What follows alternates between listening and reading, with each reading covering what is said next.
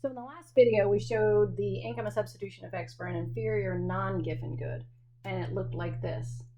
If the good is Giffen, the substitution and income effects are the same. They work in the same directions as they do for an inferior non-Giffen good. Substitution effect is negative, income effect is positive. And I spell out down here what that means to refresh your memory. The only difference between being a Giffen good and a non-Giffen good is whether that positive income effect is bigger or smaller than the negative substitution effect. So in the last example I showed you, the substitution effect was bigger than the income effect, which is usually the case because inferior goods have a fairly high degree of substitutability with the normal good, and income effects in general aren't that big. So it's usually the case that the substitution effect is significantly bigger than the income effect, and we have a downward sloping demand curve even for inferior goods. But in that very special case where we happen to get a really big income effect, maybe we're spending a lot of our money on that inferior good, and so when the price goes up, it really affects our purchasing power, and we don't have a lot of options, then it's possible for the income effect to actually be bigger than the substitution effect. And what that would result in is a positively sloped demand curve. So if the price of X went down, because our real income went up so much, and X is an inferior good, we would actually buy less of it. The price of X goes down and we buy less of it. That's what a Giffen good is. The law of demand doesn't hold. We would actually get a positively sloped demand curve. But again, the direction of the income and substitution effects are the same for all inferior goods. The only difference between non-Giffen and Giffen is the magnitude. Which one's bigger? And so I showed you the income and substitution effects for a non-Giffen good in the last video. In this case, I made the price of X fall, so my budget constraint has rotated out. I can buy more stuff. So the substitution effect says take those new prices, bring them back, and say, what if I were facing those new prices, so a line parallel to the new budget constraint, but tangent to my old indifference curve. That would be my point, called point B. And that is my substitution effect. The substitution effect should be getting old hat by now. It's the same for normal goods. It's the same for inferior non-Giffen. It's the same for inferior Giffen. It always looks the same.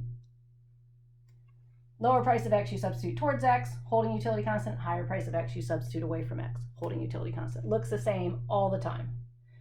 So there we are. For an inferior good, the income effect actually works in the opposite direction of the substitution effect. They don't reinforce each other like they do for a normal good. For an inferior good, the price of X fell, I have more purchasing power, and when I have more purchasing power, I'm going to buy less X.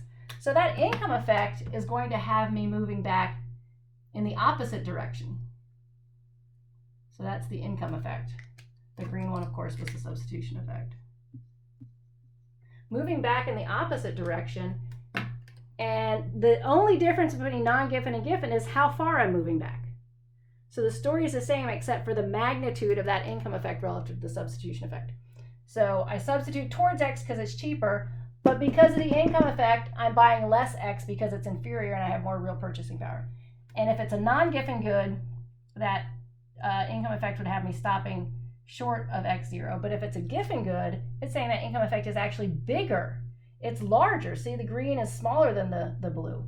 So I'm saying the income effect is actually larger than the substitution effect.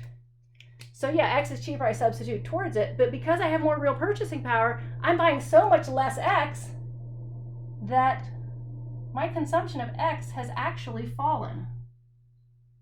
And again, when you're drawing indifference curves to illustrate a situation, you need to first think about what you're illustrating. You can't just slap up indifference curves and then try to show it be a Giffen good. You have to say, for a Giffen good, it has to be a situation. Substitution effect has me buying more when the price falls, but the income effect has me buying less, and it's an even bigger effect, so that when the price of X, I can't drop it down here, but what we're seeing here is PX1 is less than PX0, but X1 is less than X0. So imagine if we were drawing this like we usually do. That's going to give us a positively sloped demand curve. It does violate the law of demand, but like we said, it happens so infrequently because it's very unusual for a good to be inferior in the first place, but then to be an inferior good with an income effect that's bigger than the substitution effect, it's just not something that happens. So even though this positively sloped demand curve is a theoretical possibility, we are still pretty comfortable in just saying the law of demand says that these two things are inversely related, that term is going to be negative, that when price goes up, holding all else constant, we'll buy less, and when price goes down, we'll buy more. And that's why we accept the law of demand, even though there's a chance it might not hold.